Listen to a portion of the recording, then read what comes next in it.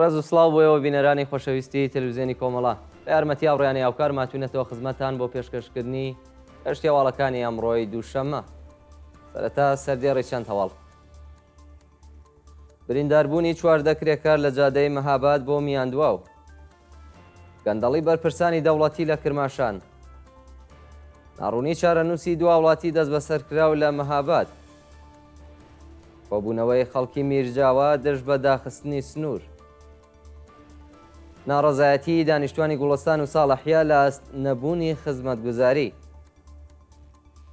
بیان لە دەستدان و برینداربوونی 27 قوتابی بەهۆی وەرگەڕانی مینوبوس لە پارساباد و گیانبەختکردنی 56 فەلەستینی لە هێرشی ئیسرائیل بۆ سەر غەزە.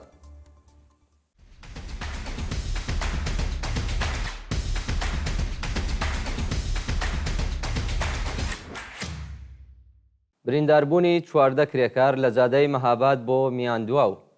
ئێوارەی ڕۆژی یەکشەممە 19 گەلاوێژ کارگەیەکی دروستکردنی مۆبیلیات لە سەرڕێگای مەهاباد بۆ میاندواو ئاگری گرتووە و بۆ هۆیەوە چواردە کرێکار باری تەندروستیان تێکچوو. بە وتەی سەرچاوەکانی هەواڵ کەم تەرخەمی لە سووتاندنی پاشماوەی دارەکان بووەتە هۆی تەشەنەکردنی ئاگرەکە بۆ بەشەکانی دیکە و بۆ هۆیەوە چواردە کرێکار تووشی هەناسەتەنگی بوون کە 12 کەسیان بۆ ناوەندە دەرمانیەکان گوازراونەتەوە. گەندەڵی بەرپرسانی دەوڵەتی لە کرماشان. حەمید ئیعتسامفەر سەرپەرستی تازەی شارەداری کرماشان لە کردەوەیەکی نایاساییدا هاوژینەکەی خۆی بە ناوی مۆژگان سەفدەرینی وەکو بەڕێوەبەری حەوزەی شارەوانی ئەو شارە دیاری کردووە.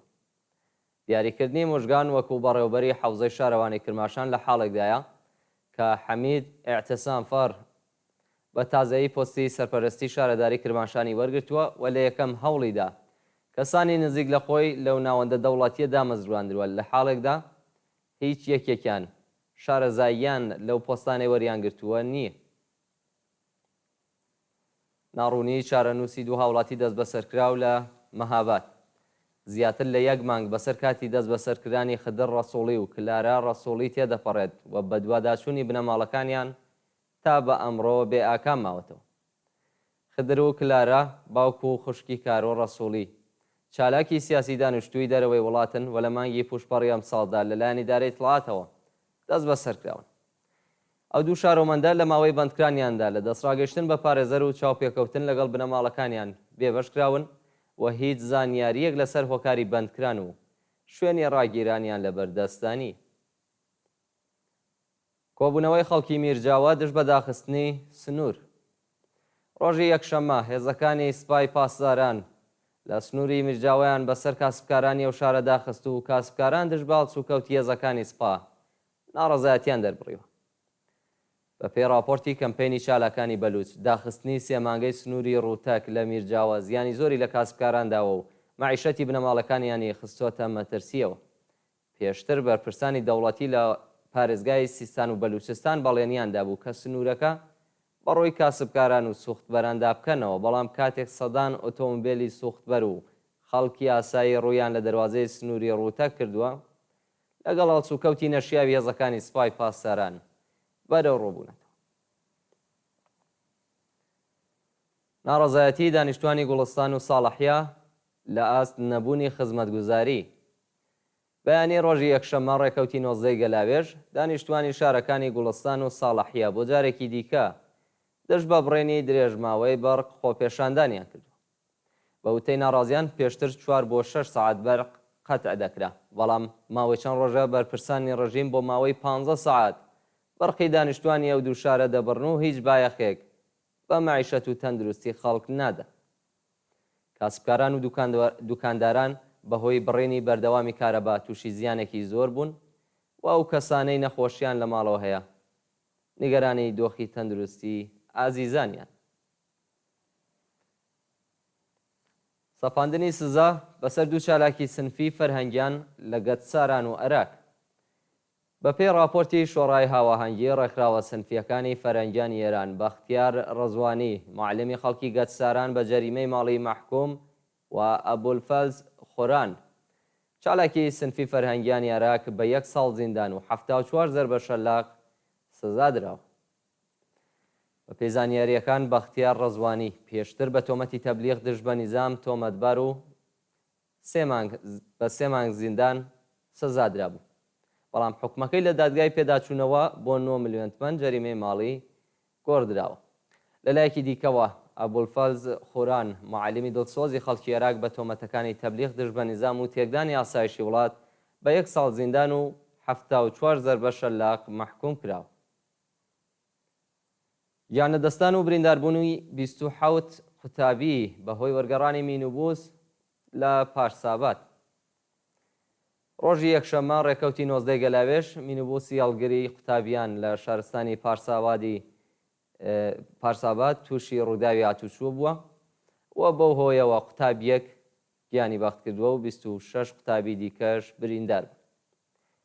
بە پێی راپۆرتەکان سرویسی گواستنەوەی قوتابیانی قۆناغی سەرەتایی مەدرسەیەکی پارسابات کە بەشداریان لە گەشتێکی وەرزشی کردبوو بەهۆی خراپی ڕێگاوبان وەرگەڕاوە و لە ئاکامی ئەو ڕووداوەدا قوتابیەک بە ناوی قوربان عەلی مغانلو گیانی لەدەستاوە و 26 قوتابی دیکە بریندار و ڕەوانەی ناوەندە دەرمانیەکان کراوە. ڕێگری لە دەستڕاگەیشتنی ڕایحانە ئەنساری نژاد بە دەرمان. ڕایحانە ئەنساری نژاد چالاکی کرێکاری و بەندکراوی سیاسی ڕاگیرا و لە زیندانی فەشافویە لەلایەن بەرپرسانی زیندانە و لە دەستڕاگەیشتن بە دەرمان بێبەش کراوە. بەوتەی سەرچاوەکانی هەواڵ بڕیار بوو ڕایحانە ئەنساری نژاد بە مەبەستی گرتنی سنۆگرافی بۆ نەخۆشخانەی دەرەوەی زیندان بگوازرێتەوە، بەڵام بەرپرسانی زیندان مەرجی لێدانی دەستبەندیان بۆ چالەکە کرێکاریە داناوە و ناوبراو قبوڵی نەکردو. بەو بۆنەوە ڕێگەیان لە ناردنی بۆ نەخۆشخانەی دەرەوەی زیندان گرتووە. ناوبراو پێشتر لەلایەن دادگای ئینقلابی تارانەوە بە تۆمەتی ئیجماع و تەبانی دژ بە ئەمنیەتی وڵات بە 4 ساڵ زیندان محکوم کراوە و لە ماوەی بەندکرانیدا تەنانەت 1 ڕۆژی ژمارە خەسی پێ نەدراوە. لە سێدارەدانی 4 بەندکراو لە چەند زیندانی ئێران. لە ڕۆژانی ڕابردوودا حکمی ئەعدامی 4 بەندکراو بە تۆمەتەکانی پەیوەندیدار بە مادەی هۆشبەر و کوشتنی بانقەست لە زیندانەکانی مەشهەد، عێراق، کرماشان و ئەهواز جێبەجێ کراوە. بە پێی راپۆرتەکان 3 بەندکراو بە ناوەکانی جەواد یوسفی، ئەحمەد ڕەزا تورکاشوەند و سەجاد حەبیبی بە تۆمەتی پەیوەندیدار بە مادەی هۆشبەر لە زیندانەکانی مەشهەد، عێراق و کرماشان لە سێدارە دراون. هەروەها سزای سێدارەی بەندکراوێک بە ناوی تەیب مەحموودی بە تۆمەتی کوشتنی بانقەست لە زیندانی سپیداری ئەهواز جێبەجێ کراوە.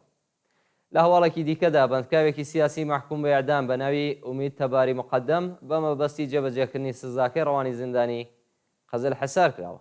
ناوبراو پێشتر بە تۆمەتی هاوکاری لەگەڵ وڵاتانی دوژمن بە 10 ساڵ زیندان سزا درابوو، بەڵام پاش شەڕی ئێران و ئیسرائیل ئومید لە پەروەندەیەکی تازەدا بە تۆمەتی سیخڕی بۆ ئیسرائیل بە ئیعدام محکوم و ئەگەری هەیە سزاکەی جێبەجێ بکرێت. کەمەندانبوونی پەنابەرێکی ئەفغانستانی بەهۆی تەقینەوەی مین لە سەراوان. شەوی هەینی بەهۆی تەقینەوەی مینی چێندراوی سپای پاسەران لە سنووری سەراوان شارۆمەندێکی ئەفغانستانی خاچێکی لە دەستدا.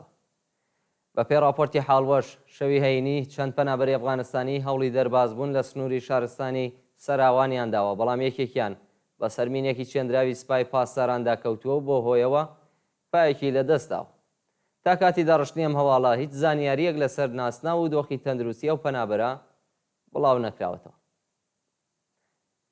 گیانبەختکردنی 2 سوختبەر و منداڵێک لە دەشتیاری. بەیانی ڕۆژی یەکشەممە 19 گەلاوێژ 2 سوختبەر هاوڕێ لەگەڵ منداڵێک بەهۆی ڕووداوی هاتوچوو لە نزیک گوندی سینگانی سەر بە شارستانی دەشتیاری گیانیان بەخت کردووە. بە پێی راپۆرتی حاڵوەش 2 ئۆتۆمبیلی سوختبەر لە نزیک گوندی سینگانی سەر بە شارستانی دەشتیاری بەریەک کەوتون و لە ئەنجامی ئەو ڕووداوەدا 2 سوختبەر و منداڵێکی تەمەن 6 ساڵ بە ناوەکانی فەیسەڵ حاملی، عارف فەقیرزادە و مدەڕێس حاملی گیانیان بەخت کرد. خەیرانی بیاوی لە تاران و ناڕەزایەتی بەرینی خەڵک. بە وتەی چالاکانی مەدەنی 60% زەرفەتی بەنداوەکانی تاران بەتاڵە و بڕینی بەردەوامی ئاو ژیانی بۆ خەڵکی ئەو شارە تاڵ کردووە. ماوەی چەند ڕۆژە کە دانیشتوانی گەڕەکە جیاوازەکانی تاران لە ئاست نەبوونی ئاو کارەبا ناڕەزایەتی دەرەبڕن، بەڵام وەڵامی بەرپرسانی حکوومەت و لەوانە مەسعود پزیشکیانەوە بووە ڕێگە چارەیەکیان جگەل لە بڕینی ئاو نییە، چونکە بژاردەیەکی دیکەیان لە بەردەستانی. پرۆژەی گواستنەوەی ئاوی بەنداوی تاڵقان تا مانگی ڕازبەر جێبەجێ ناکرێت و بەنداوەکانی مەنجیل و خەزوێنیش لە وشک بوون نزیک بوونەتەوە. هەروەها شەپۆلی دەرکردنی کرێکارانی شاغڵ لە کارگە سەنعەتیەکان بەهۆی نەبوونی ئاو و کارەبا دەستی پێکردووە و چالاکانی کرێکاری و مەدەنی سەبارەت بە بێکاربوونی ملیۆنان کرێکار هۆشداریان بە دەوڵەتدا. و دوایین هەواڵمان سەبارەتە بە گیانبەختکردنی 56 فەلەستینی لە هێرشی ئیسرائیل بۆ سەر غەزە. ڕۆژی یەکشەممە 19 گەلاوێژ لە ئاکامی هێرشەکانی ئیسرائیل بۆ سەرکەرتی غەزە. 56 فەلەستینی لەوانە 4 هەواڵنێری ئەلجەزیرە گیانیان بەخت کردووە. بەپێی راپۆرتەکان فڕۆکەکانی ئیسرائیل خێوەتی ئاوارەکانیان لە دەوروبەری نەخۆشخانەی شەفا کردوتە ئامانج و بۆ هۆیەوە 4 هەواڵنێری ئەلجەزیرە گیانیان لەدەستداوە.